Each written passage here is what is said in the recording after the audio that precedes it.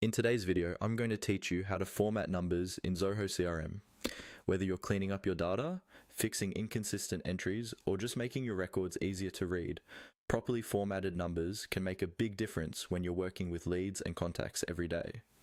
Let's get started inside Zoho CRM. First, open your Zoho CRM account and make sure you're logged in. Once you're on the main homepage or dashboard, you'll see the top navigation bar where all your main modules are listed.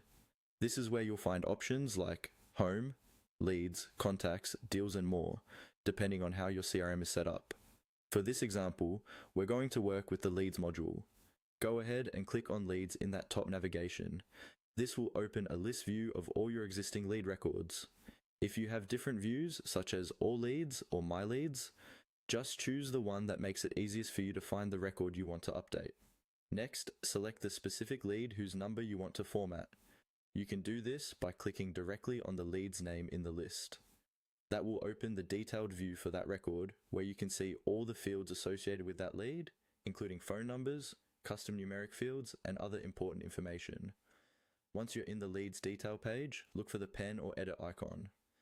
This icon usually appears near the top of the record or next to individual fields, and it indicates that you can edit the information.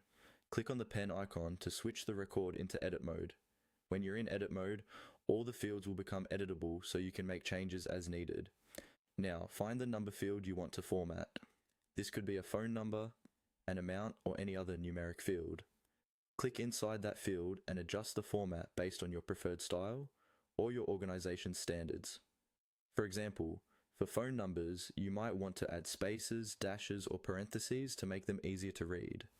For other numeric fields, you may want to remove extra characters or make sure you're using the correct number of decimal places.